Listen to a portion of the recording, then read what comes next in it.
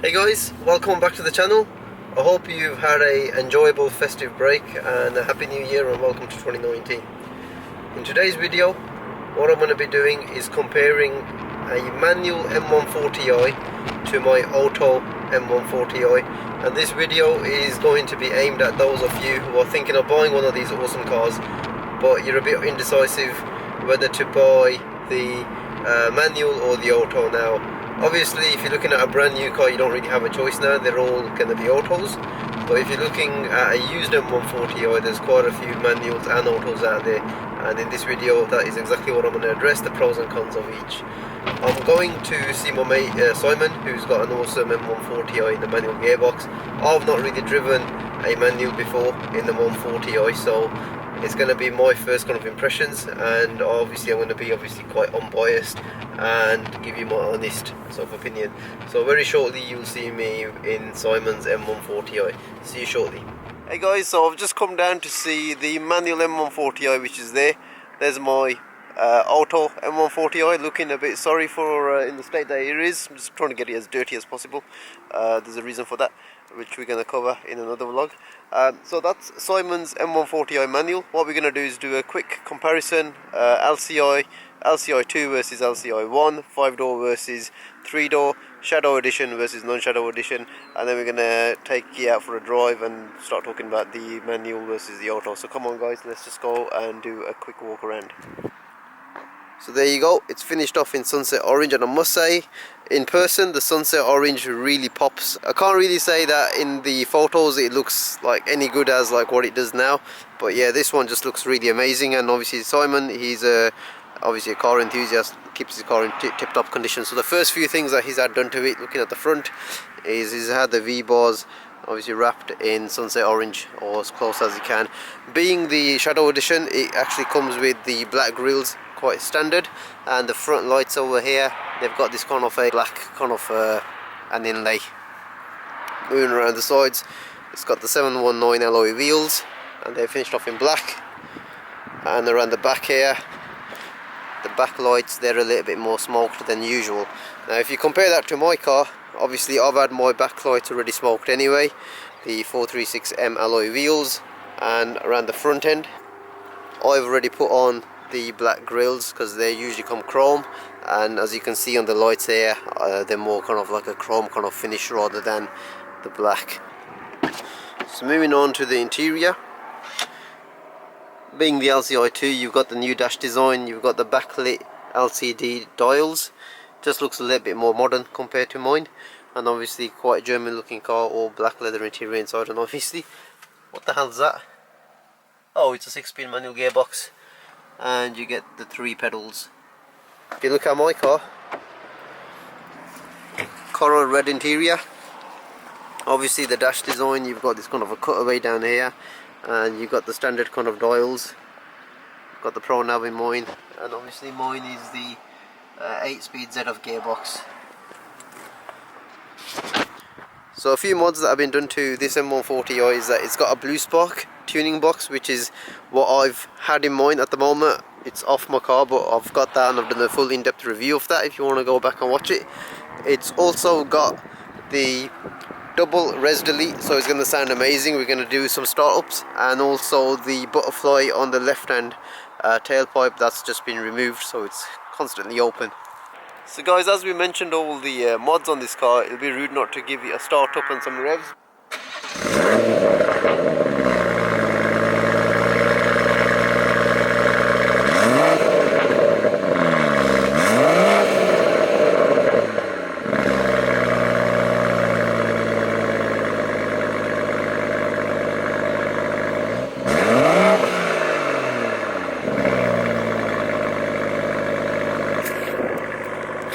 So guys, pretty good sound. What we're going to do now is jump in the car, take it for a drive, and then let's see what the manual gearbox is all about. Let's go.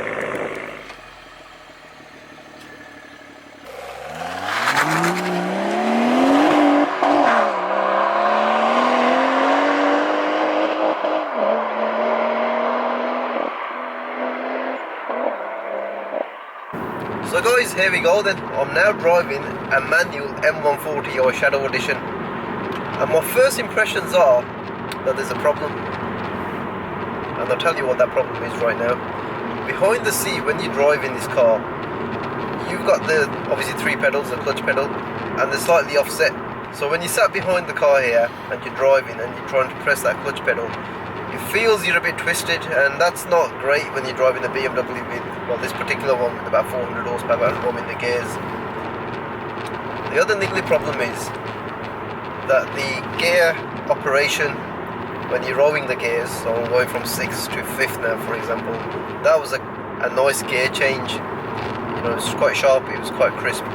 But if I was to do that 4 or 5 times, chances are it'll never be that crisp, and it's quite inconsistent in its operation. So if I was to compare the gear change in this to, say, some of the manual gearboxes that I've driven, namely the Honda Civic Type R, FK2, FK8, the Hyundai i30N more recently, the gear change in those cars is a bit more mechanical and it gives you that full connection. With this, it's a little bit, I wouldn't say hesitant, but it's a little bit different and it's a bit spongy. And I think that's pretty much the negatives about this gearbox. From there on in, I think everything else is very positive. Because you're always in the power band, there is no turbo lag. With the 8-speed ZF, which is like a slush box, it slushes the gears really well together, and you don't really, you know, notice the gear changes. With this, because you are actually changing the gears yourself, it revs a little bit higher because you've only got 6 ratios as compared to, like, say, the 8 in the ZF.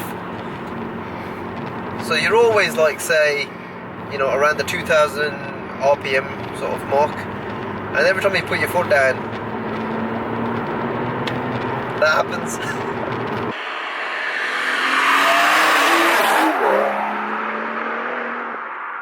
Earlier on I was on these kind of roads, and there was a nice straight, and I was just cruising in, like, say, 6th gear, and I dropped it into sport mode, and the shove that it gave, it was literally like, it will probably leave my 8-speed ZF gearbox a good, like, say, 2 car lengths.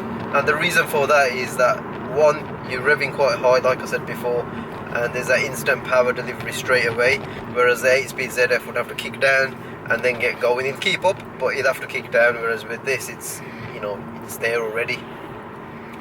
This car, as I said before, has got the double res delete, and my first kind of hesitance around that was the fact that it's going to be quite drony. I got this car earlier on some national speed limit roads to about 70 miles an hour. Yes, it revs around 2,700, but there's hardly any drone in this car, which is quite odd. So if you are out there and you're thinking about, you know, putting a D-res on your car and a double D-res, you know, I can 100% assure you that you're not going to get any drone. I'll probably get more drone out of mine with just the back box MPE, but with this, yeah, I'm, you know, quite mildly surprised.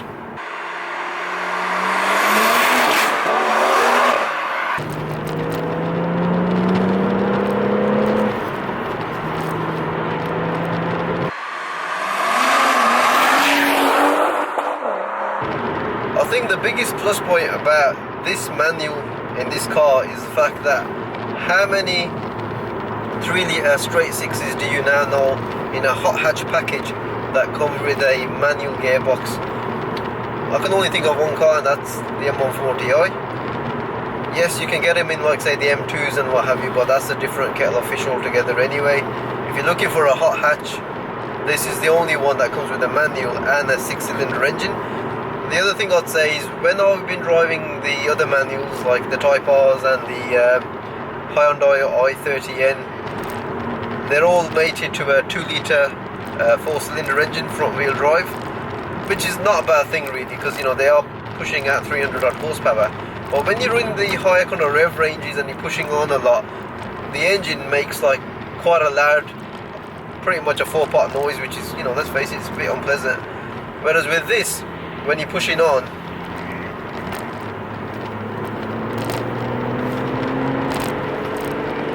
you get that sonorous straight 6 sound. Say no more really. And obviously when you're in sport mode and you're shifting down, you do get the auto blipping as well. which is quite a nice feature.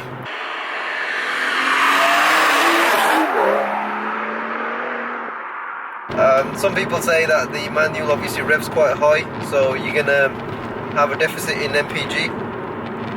My mate Simon, who owns this car, he does a lot of motorway miles in this car, and he's always averaging, and I'll take his word for it because he always posts things about MPG on a Facebook group, which I'll come to a bit later on, and he's always saying it's around, like, say, the 42, 43 MPG. They are very frugal cars if you want them to be. Obviously, if you thrash them about, you're not going to get anywhere near those numbers, but don't complain about it because it is achievable.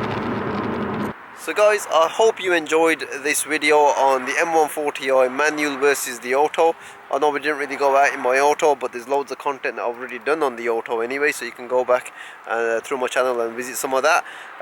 The manual, it's a driver's car, no doubt about that. A little bit, sort of notchy in its operation. The sort of pedals are a little bit offset. A few negatives, but overall, it's a 3 litre straight 6 with a manual gearbox, and I don't think there's many out there now with that kind of, like, say, drivetrain and setup. So, if you do end up buying something like this, you're not going to get any more in the future. So, why not? Personally, I would have the auto because of my personal circumstances, living in a busy city, always in and out of, say, traffic. But on a country road like the way we went out today, I would definitely go and recommend, like, the manual. Guys, if you are new to the channel, we cover a lot of, like, say, stuff on here, mainly around the M140i's and BMs. There is going to be a lot more variety coming in 2019, so stay tuned.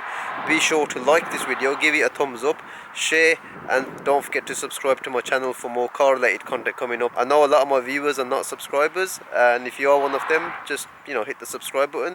Also guys, don't forget to check me out on my Instagram, which I'll drop down now, and also our BMW M140i Shadow Edition Club on Facebook. It's a great club, lots of knowledge that we share out there, and we don't take the sort of mick out of every post that gets posted anyway. So yeah, be sure to check that out. So hopefully guys, I'll see you on my next video. Take care, bye.